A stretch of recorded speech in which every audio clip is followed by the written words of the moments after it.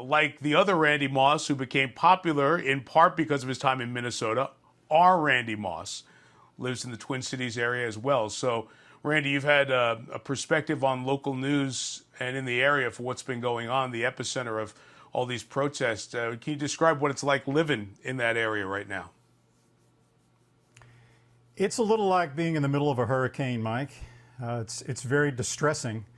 I mean, no matter where you live, I would think it's almost impossible to see that George Floyd video and not feel some sense of outrage. And I know it's not just here in Minneapolis, it's all across the country now.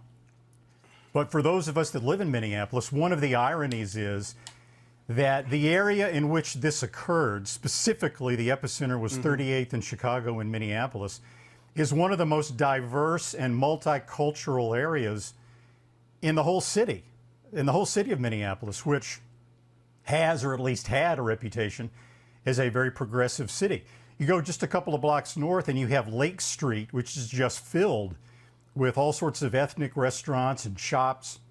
I mean, I live about maybe a half hour from that epicenter, as you described, but it's not an exaggeration to say that my family and I have probably been in that immediate area at least 100 times to eat, to shop, to ride bicycles. One of the many tragedies in this whole thing is that a lot of those fine shops and businesses are the ones that you've seen on the footage being burned or damaged or vandalized.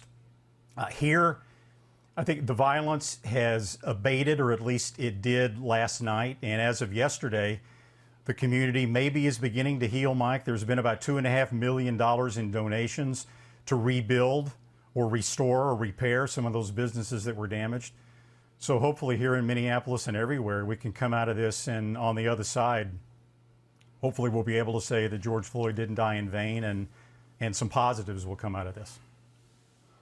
George Floyd's brother's words certainly were taken to action by the people there last night, and we hope that the protesting continues to be peaceful and that the violence and the looting part of that is something that continues to come down over time, because we do have a lot of healing to do, including the physical buildings, but obviously the emotional and the future for all of us.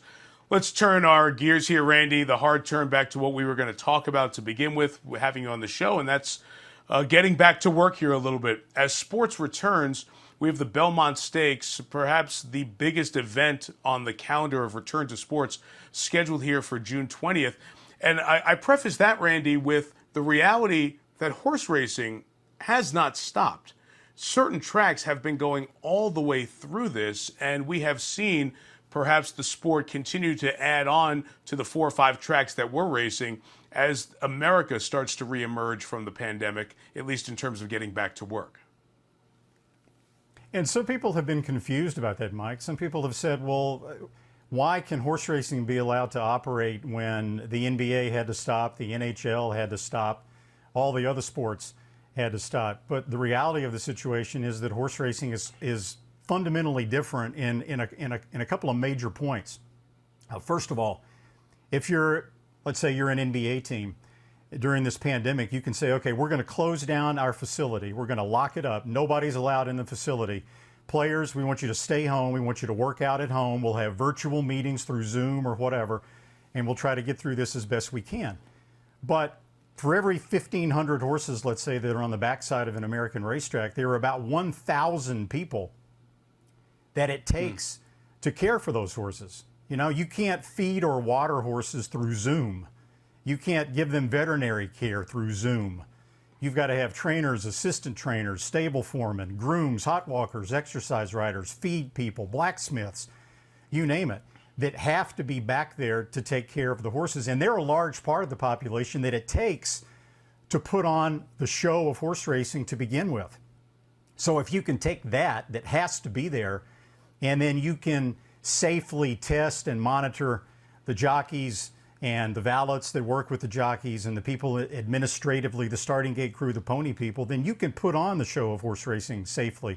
And that's what's been done so far. And that's what's now going to happen with no fans as Belmont Park, Churchill's now reopened, and a lot of other racetracks are going to start coming back online. Yeah, Belmont opens this week. A lot of the wagering in horse racing day to day, albeit smaller than the big events, the big stakes events, happens mobilely, digitally. People on their phone with their accounts through the Right. different resources and making their bets that way. So, attendance at the track, that is not where you see a huge bump until you get to those significant weekends. So, the industry has been able to, if anything, Randy, I've seen some anecdotal evidence of more betting and more wagering on some of these races that otherwise wouldn't have seen that, simply because it truly has been the only game in town in a lot of towns and cities, and in some cases the country, during this pandemic. Oh, sure. I mean, take Oaklawn Park, for example, where they had the twin runnings of the Arkansas Derby on what was supposed to be Kentucky Derby Day, the first Saturday in May. I mean, Oaklawn shattered all of their betting records because, you know, there were very few racetracks, very few things to do for sports fans in America. Now, it also must be said, though, that the percentage of money that a racetrack makes from a bet placed remotely is it pales in comparison to the money that a racetrack makes from a bet placed from a fan at the track. And then you have the ancillary revenue of the food and beverage and the seating and things like that. So while racetracks are able to operate, the major racetracks are making far less money than they would be making ordinarily, but they're making enough money that even if they had to cut the purses, the show can go on, and they're giving the owners some revenue to help feed and take care of these horses. Well, we mentioned Belmont. The Belmont Stakes will be on NBC on June 20th. So we are 2 weeks from this Saturday, so 2.5 weeks away. And Randy, it has changed the entire Triple Crown calendar. So the last shall be first here. The Belmont Stakes will go first. Then the Kentucky Derby will go from first to second. The Preakness will go from second to third, and a wide spread of dates there. Let's just start off with, in general, how this will impact the entirety of the Triple Crown conversation, starting with the Belmont at a shorter distance, 1.1 1/8 instead of 1.5 miles. What's the impact there? There's been a lot of hand-wringing about that, Mike. There's been a lot of traditionalist fans who say that, you know, if we can't run the Belmont Stakes at 1.5 miles, we can't have it as the third leg of the Triple Crown, don't even have it at all. I mean, I don't think the majority of people feel that way, but the expression I've used, you know the old saying, when life hands you lemons, make lemonade. Well, life handed the New York Racing Association and as well as Churchill Downs and Pimlico a whole basket full of lemons. So they've had to do the best they could to make this situation work. When the Kentucky Derby was placed on the first Saturday in September, which was the first domino to fall from Churchill Downs Incorporated, then the other tracks, Belmont Park and Pimlico, were left scrambling to figure out exactly where to place their races. This is the best possible scenario, I think, for the Belmont Stakes. 1.5 miles didn't really make any sense to run as the first leg of the Triple Crown because a lot of these horses haven't been racing. They've been inactive, and it wouldn't be fair to the horses to ask them to run 1.5 miles. And if they tried to ask them to run 1.5 miles, a lot of trainers wouldn't even run their best horses. It would be a much diminished running of the Belmont Stakes. Now, even though it's going to be 1.1 miles around one turn, we should have a very strong field for the Belmont Stakes. It's different, obviously. Is there going to be an asterisk if a horse sweeps the Triple Crown and the Belmont Stakes is 1.1 miles instead of 1.5 miles? Yes, to be honest with you, yes.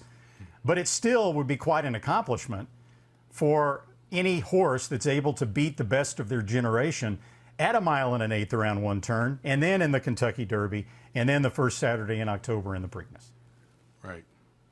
Randy Moss and Jerry Bailey do a Zoom cast where they really get into the weeds on a lot of the conversation of the specific horses. Some of the things we'll be doing as we get closer to the Belmont in 2.5 weeks. That's available on YouTube. Before I leave you, let's remind everyone that Saturday, which is Belmont Day, we're going to have a show on NBC called Finally the One as American Pharoah's Triple Crown, which we have relived at the Derby and the Preakness. We'll see one more time. It's at 4 o'clock Eastern.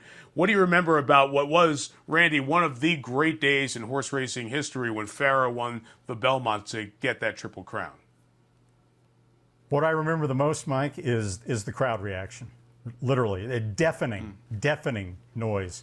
As a matter of fact, we had Tom Hammond, Jerry Bailey, and I on the set, and the NBC audio people had to turn off the microphones of me and Jerry because the crowd noise was so loud that it was distorting Tom Hammond's voice when he was trying to talk and describe to people exactly what that scene was. I mean, we've all been to so many major sporting events, Super Bowls, Olympics, things like that, you know, at football games where the crowd, you would think the crowd noise has been amazing, and it has been. But that's the longest sustained roar that I've ever heard at any sporting event. 37 years of pent-up frustration. That's what I remember the most about it.